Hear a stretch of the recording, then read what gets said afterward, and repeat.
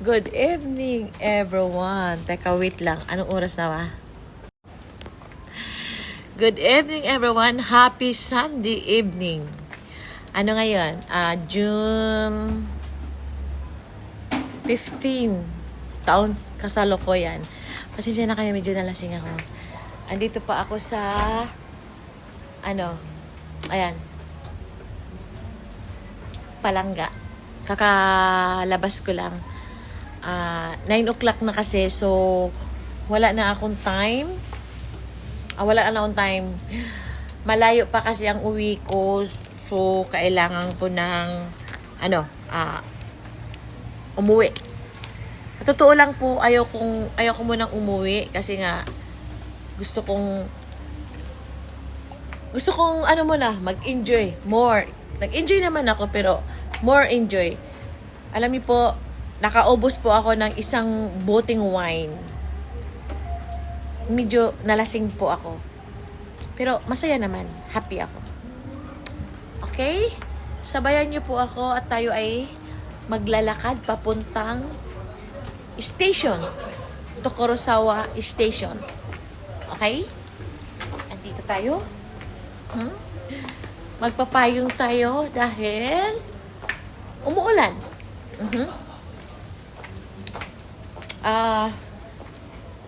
Hindi ko akalain na naubos ko yung isang boteng wine. My God. Kaya, maraming salamat kay Papa. At gusto ko lang po pasalamatan si Mama Loie na may-ari ng Pub Palangga. Mama, maraming salamat at maraming salamat din sa mga staff mo. Salamat sa inyong lahat. Pasensya na, medyo nalasing ako. Makauwi pa kayo ako nito. Ayan, pakita ko sa inyo. Ayan po.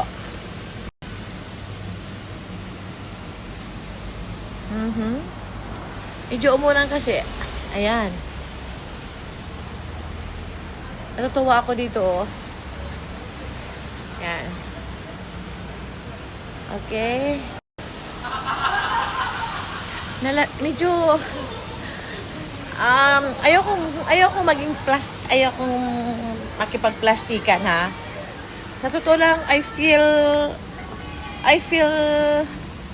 drunk. I feel drunk. Ngayon ko lang na naramdaman na parang nakaramdam ako ng lasing.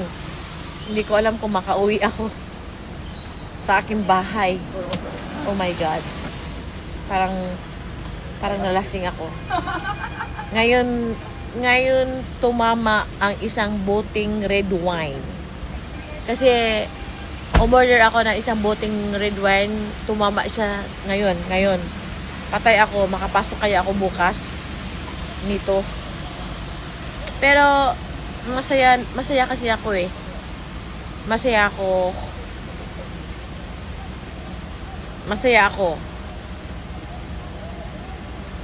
Kahit meron akong pinagdaanan na napalaking problema.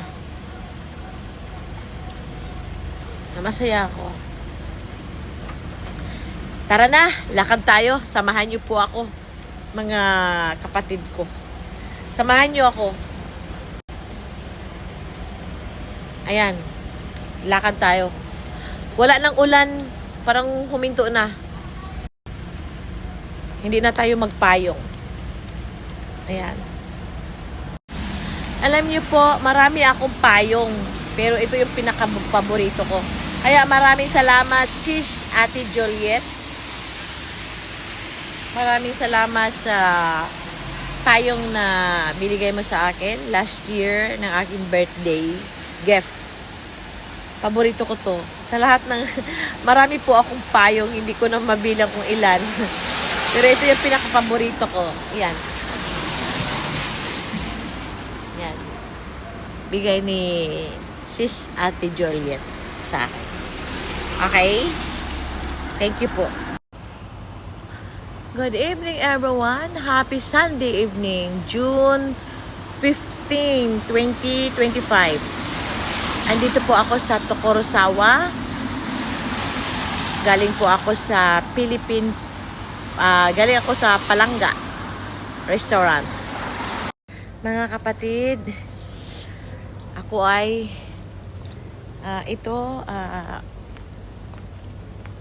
pauwi na. Pupunta ako sa Tokorosawa Station. Sasakay ako ng train.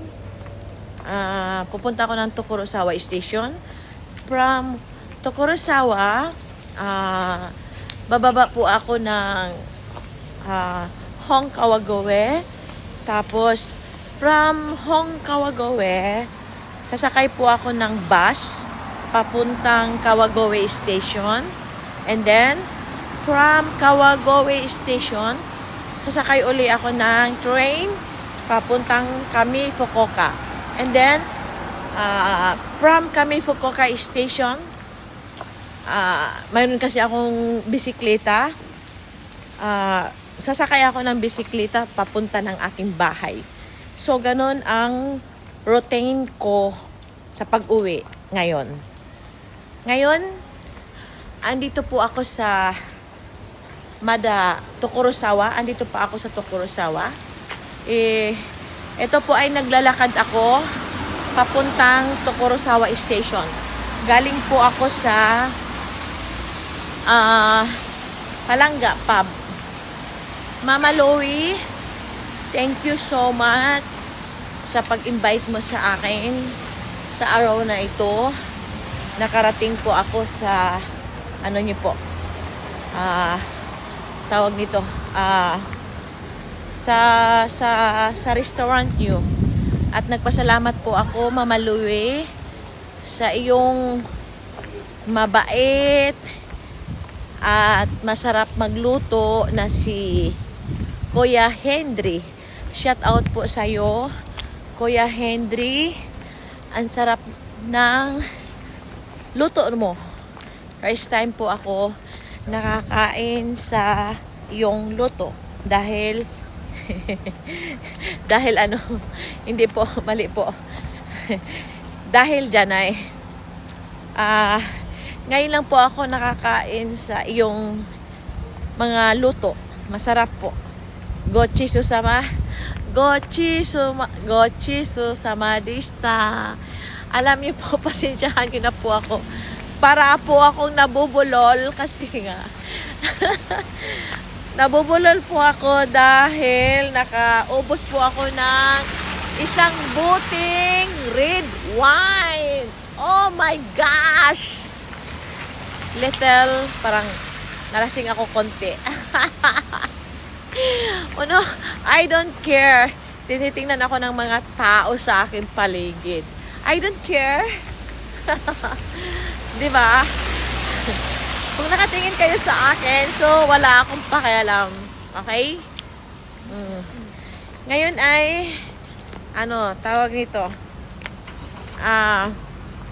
Naglalakad po ako dahil punta ako sa Tokorosawa Station. Medyo malayo-layo pa ang lalakarin ko. So ngayon, napag-isipan ko po na habang ako naglalakad, gusto ko pong kumuha ng video kasi wala po kasi akong time na magkuha ng video. Kasi po, sa sobrang busy ko, ilang beses ko na sinasabi sa aking sarili na kukuha ako ng video. Kasi nga, marami pa akong ikukwento sa inyo, mga kapatid, sa aking mga tawag nito, sa aking mga problema sa aking buhay. So ngayon ko lang ipagpatuloy ang kwento ng aking problema sa aking buhay na dumating, na napakalaking pagsubok na dumating sa aking buhay na nalaman ko lang noon June 10. Pagpasensyahan nyo na po ako, mga kapatid. Medyo lasing ako. Nakaubos kasi ako ng 1 bottle red wine. So kung kayo ba, pag nakaubos ba kayo ng one bottle red wine, kayo ba ay hindi ba kayo maka-feel na konting kaiba sa sarili nyo? Hindi ba kayo nakaramdam na parang lasing kayo? Kasi para sa akin, ngayon ko lang naramdaman na para akong lasing. Pero nung nandun ako sa Palangga, hindi ako naka-feel ng lasing. Pero yung naglalakad ako, ito, I feel, drunk. Kaya, pagpasensyahan niyo na po ako kung bulol-bulol ang aking salita. Kanina, ngayon, Sunday. Diba? Atong araw na to Sunday. So, June 15, taong kasalukuyan, nagpunta ako ng church, St. Michael Kawagowe Church. Nagpunta po ako. Nakapagsimba po ako ng 10 to 11. So, after church, may konting kainan kasi nagluto si Sis Dave ng pansit. So, Sis Dave, God Jesus Amadista, maraming salamat sa pansit na niluto mo. After kainan, nagpunta ako ng Palangga, Tokorosawa. So ngayon, andito ako sa Tokorosawa. Ngayon, uuwi pa lang ako. Pagpasensyahan nyo na ako mga kapatid dahil parang gusto kong mag-isa.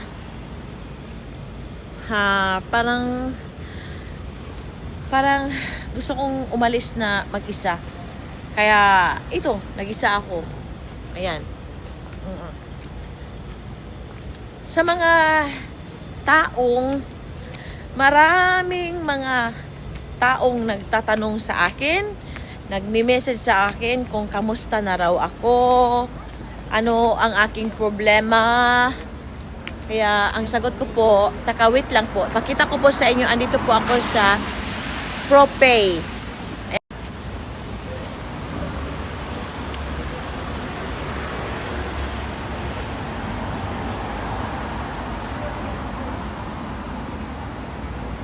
Ngayon, papasok tayo dyan. So, papasok tayo sa ProPay. Papuntang Tokorosawa yan. So, lalakarin natin yan. So, habang maglalakad ako ay kukuha ako ng video. Kasi nga, wala nga akong time na kumuha ng video mag-isa. Wala akong time na kumuha ng video. Gusto kong pumunta doon sa aking paboritong park. Kaso nga lang, wala akong time pumunta doon sa sobrang busy ko. At isa pa, rainy season dito sa Japan ngayon. Okay, so, uulitin ko po. Marami pong nagtatanong sa akin na kamusta ako, ano ang aking problema. Sa mga lahat nagtatanong, salamat. Sa lahat ng mga nag-alala, salamat po sa inyong lahat. I love you guys so much. Ngayon, gusto ko po kayo sasagutin sa gusto ko po sagutin ang mga tanong nyo sa pamamagitan ng aking video na ito. Kasi nga po, wala akong time na sagutin ko po kayo isa-isa. Dahil una sa lahat, busy po ako, pagod po ako. Kaya hindi ko po kayo nasagot sa mga messages nyo. Hindi maraming sa akin nagme-message sa aking messenger. Kamusta na daw ako? Ano ang aking problema? Kaya ngayon po, hindi ko po kayo masasagot sa hindi ko po kayo masasagot isa-isa. Kasi una sa lahat, busy ako. Tapos, wala akong time kumuha ng video. So, gusto ko po, isahin ko na lang ang totoo 100%. Ang totoo niyan, hindi po talaga ako okay. Ayoko nang umiyak. Pagod na po ako. Pagod na po ako umiyak. Ilang baldi na ang luha na dumaloy sa aking mga mata. Kaya ayoko, hanggat maaari ayoko nang umiyak kasi tawag nito. Ayoko nang umiyak kasi ayoko nang mamblema. Kasi stress na ako sa aking buhay. Alam niyo po, sa mga lahat ng tatanong sa akin kung kamusta ako, ito ako, I'm not okay. Medyo okay konti, kaso nga lang, hindi talaga 100% na okay. Little bit lang. Oo. Hindi talaga 100% na okay ako. Kamusta ang aking problema? Ang aking problema ngayon, ang aking talagang problema ngayon, ang aking pamangkin na si GR, ang aking kapatid na sister si Ate Gaudensia, ang aking hilaw na in-law brother si Ojing. Ayan talaga ang number one problema ko ngayon sa aking puso. Alam ng Panginoon yan. Ayan ang problema ko ngayon. Sa totoo lang po, kinakakahiya ko, nahihiya, sinusuklaman ko po silang tatlo. At malaking kahihiyan sa aming pamilya ang ginawa ni GR, ni Gaudensia, hilaw kong in-law brother si Ojing. Malaking kahihiyan ang ginawa nila sa akin at sa aking pamilya. Alam niyo po, sa totoo lang, galit na galit ako. Kaya nga ako, sa totoo lang po, every morning po ako every morning po ako nag-online mass. Sa totoo lang po, 3 days ako hindi nakapag-online mass. Parang wala akong gana. Lahat wala. Sa loob ng 3 araw. Dahil sa problema na dinadala ko. Kasi po, halos hindi ko po matanggap ang aking problema ngayon. Hindi ko parang sa totoo lang hindi ko talaga halos matanggap. Teka lang po, sandali lang ha. Andito na tayo sa malapit na tayo sa Tokorozawa Station. Yan po.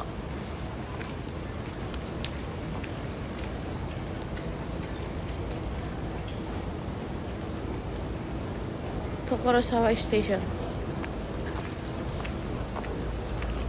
Papasok na tayo dyan. Yan po. Ayan.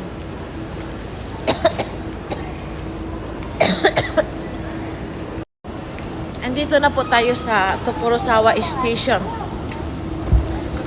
Gagawa muna ako ng video.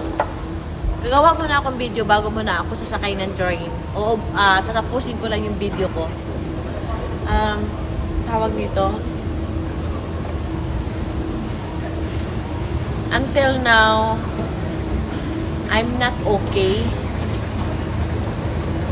I feel sad. I feel angry. I feel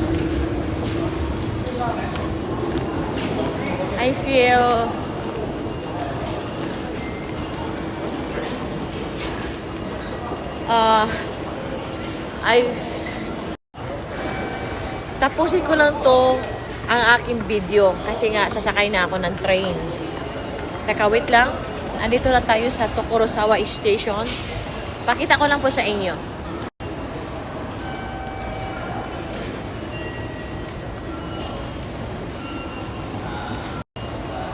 Ayan po, nakita nyo, nandito na tayo sa station to Kurosawa. So ngayon, gusto ko lang po tapusin ang aking video.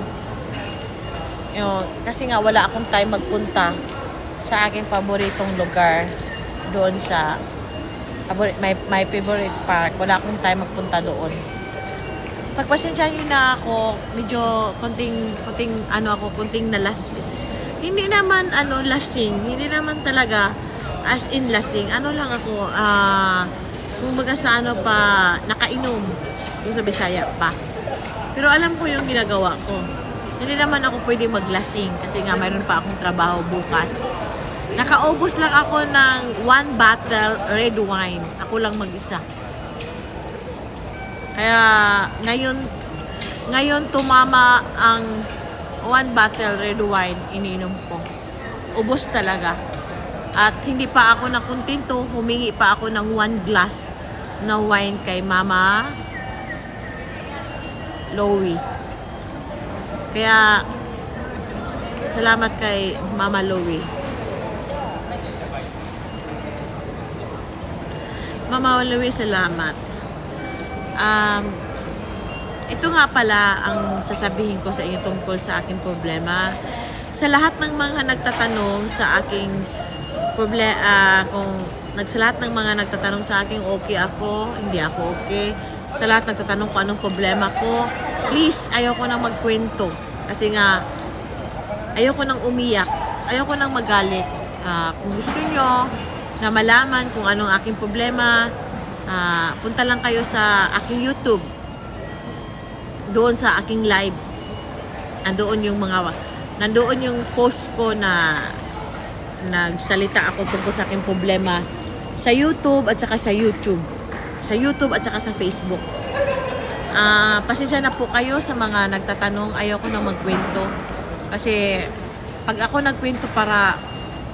nagkwento uli, baka magulat kayo. Baka magwala ako. Kaya ayoko na magkwento. Sa mga nagtatanong sa mga problema ko, ito para malaman niyo po. Ayan si GR, pamangking ko po yan.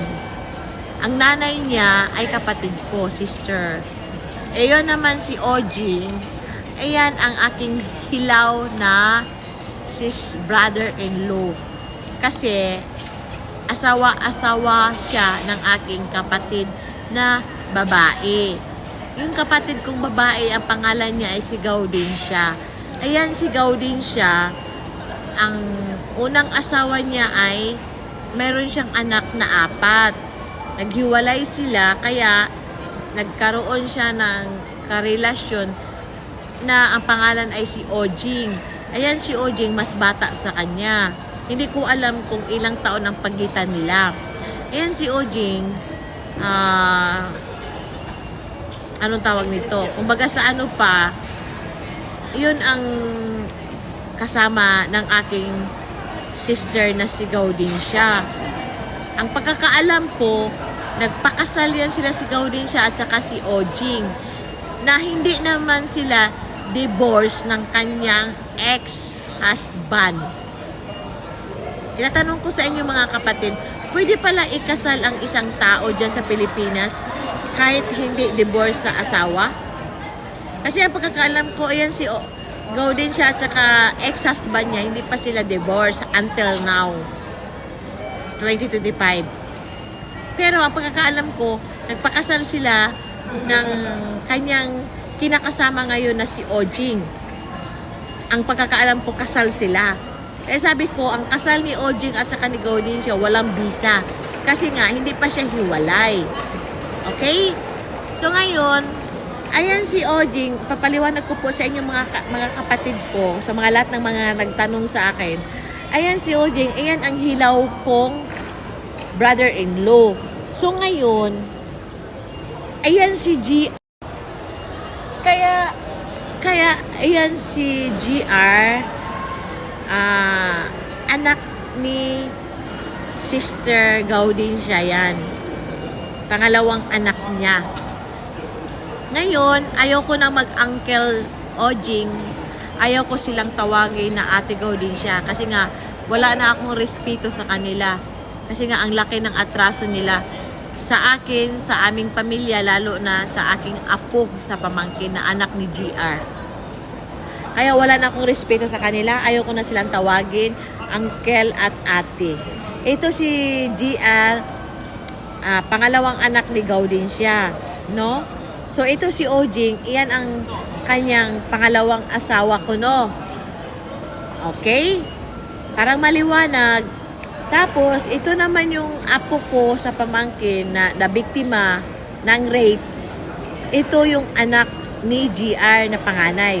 Kasi ito si GR, anak niya ay dalawa lang. Isang babae, isang lalaki. So, ang bunso ay lalaki. Ang panganay, iyon nga na biktima ng rape. Okay? Ngayon, ang nag-rape sa aking apo sa pamangkin, ang mismong ama na si GR at ang hilaw na lolo na si Ojing. Yun ang nagbiktima at yun ang nag-rape sa aking apo sa pamangkin. Tapos ito naman ang Gaudencia, alam niya na nirape na pala ang aking apo sa pamangkin ng kanyang pangalawang bana, asawa, husband ko, no? Hindi siya nagsumbong sa pulis. Kasi ayaw niyang mawala si Ojing sa kanya. So, ibig sabihin, ang mali ni Ojing, tinatakpan niya. Pero ang sarili niyang apo na nabiktima sa rape, hindi niya pinoprotektahan. Ang pinoprotektahan niya ang kanyang asawang hilaw na si Ojing. Ayan po ang katotohanan na kwento. So ngayon, alam niyo po mga kapatid, ang naramdaman ko talaga, sobra po akong naepektuhan. Every morning po ako nag-online mass. Sa totoo lang po, 3 araw ako hindi nakapag-online mass. Ayaw kong mag-ano ng tungkol sa Panginoon. Ayaw kong makarinig ng tungkol sa Panginoon sa loob ng 3 days. Parang nanghihina ako. Pero sa awa ng Panginoon, naka-recover ako. Tinulungan ako ng Diyos. Kaya sa araw na ito, June 15, Sunday, ayun, nakapagsimba ako. At nakapag-online mass ako ilang araw. Kasi 3 araw talaga hindi ako nakapag-online mass. Kasi nalaman ko noong na mayroong masamang nangyari sa aking pamilya, lalo na sa aking apo sa pag-umangkon na anak ni GR. Nalaman ko noong June 10. Kaya umpisa noong June 10, nalaman ko until now, super duper shock pa rin ako. Kaya ang gusto ko talagang mangyari, ayan si GR, si Gaudencia, si Ojing, gusto ko po talaga silang mabulok sa kulungan. Gusto ko po doon sila mamatay sa kulungan. Alam niyo po, gusto ko talagang umuwi ng Pilipinas, pero pinigilan ko lang po ang aking sarili. Kasi pag uuwi ako ng Pilipinas, alam ko po na hindi na ako makabalik ng Japan. Napatunayan ko po sa aking sarili kung paano ako magalit. Dahil ilang beses na po ako nagalit. Pag ako nagalit, makapatay talaga ako ng tao. Baka ako magmana sa aking lola maning. Kaya ayokong umuwi ng Pilipinas kasi alam ko pag umuwi ako ng Pilipinas, hindi na ako makabalik ng Japan. Bagsak ako sa kulungan. Kaya iwas ako ngayon. Kasi alam niyo po mga kapatid, galit na galit po ako sa aking pamangkin na si GR, hilaw na brother-in-law, lalo na yung sister ko si Gaudencia. Alam niyo po, umpisa noong June 10, itinakwil ko na sila. Wala akong pamangkin GR, wala akong kapatid na Gaudencia, wala akong wala akong brother-in-law na hilaw. Kaya po, galit na galit talaga ako sa kanila. Kasi sa ginawa nila, sa sa ginawa nila sa aking apo sa pamangkin. Imaginein mo, 5 years old until 11 years old, sinisipingan siya ng kanyang lolong hilaw na si Ojing. Tapos 11 years old until June 4, 2025, sinisipingan siya ng kanyang sariling ama na si GR. Sinong hindi magagalit niyan? Ha? Sa akin nga, hindi nga nangyari sa akin nga. Gigil nga ako eh. Lalo na siguro kung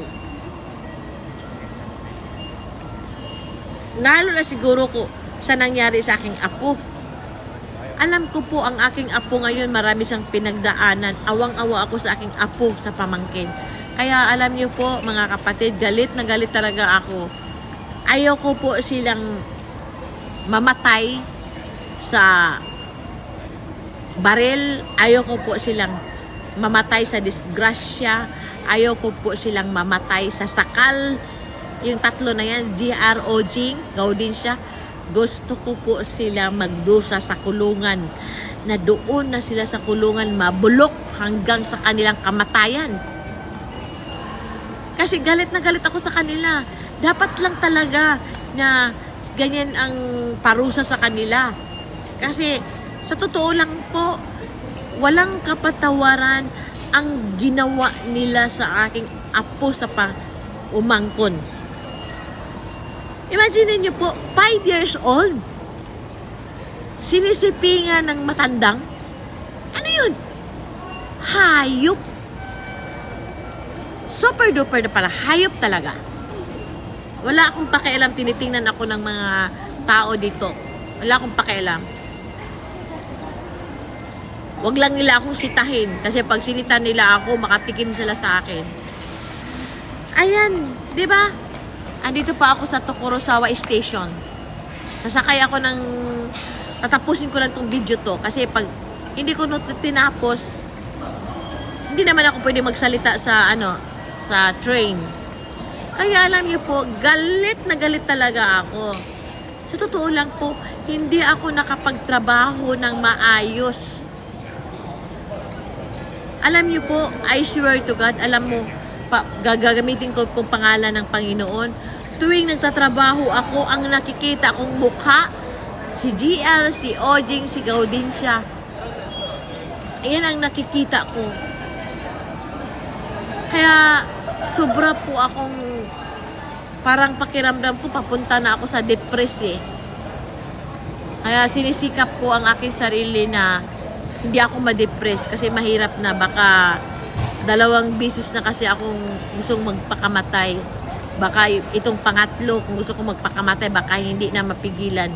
Kaya pag malungkot ako sobra, nakikinig na ako sa homily ni Reverend Father Joel Jomarsus Gatos. Kaya maraming salamat po sa iyo, Reverend Father Joel Jomarsus Gatos. Kasi sa sobrang pag nalungkot ako, sobra nakikinig ako sa kanyang mga homily. Kaya akala ko nga sa araw na ito, June 15, taong kasalukuyan 2025, akala ko nga hindi ako hindi po ako makapagsimba. Buti na lang, ayun,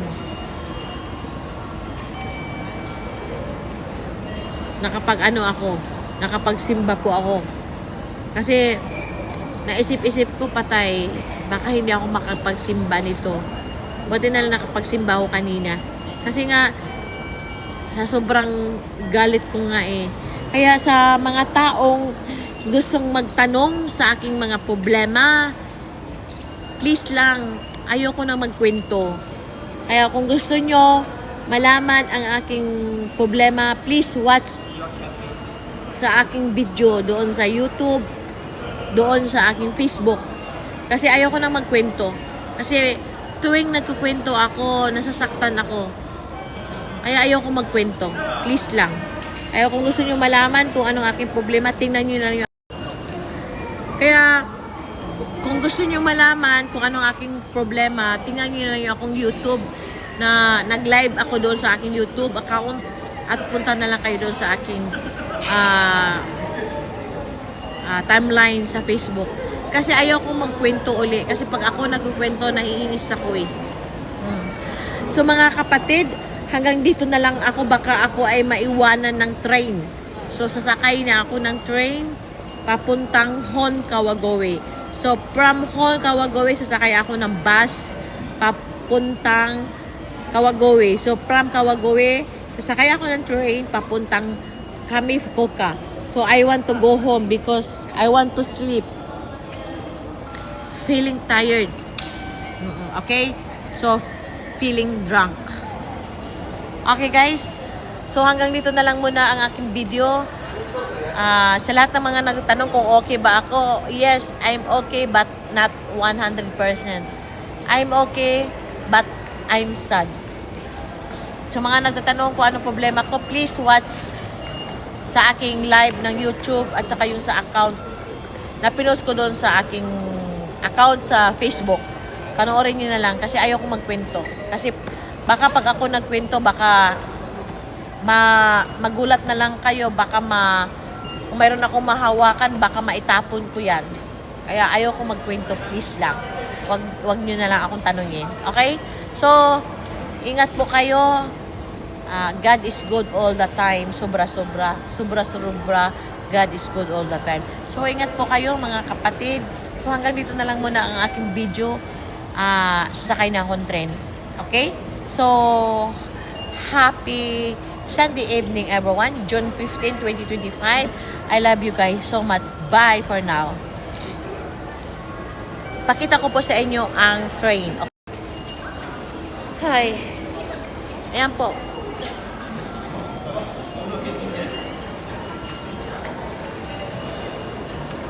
Sasakay na po tayo ng train. Ako po ay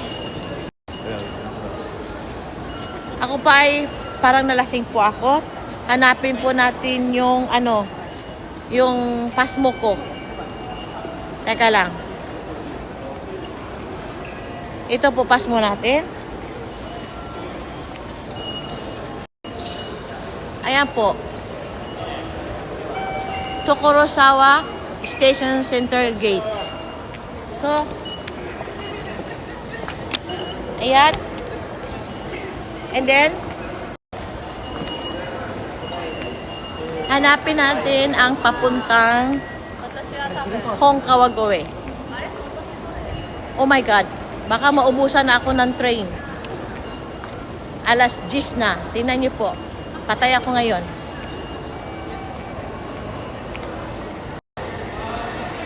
Ayan po. So mga kapatid, hanggang dito na lang muna ang aking video. Puputulin ko na. So ingat po kayo lahat. Okay, bye for now everyone. Bye.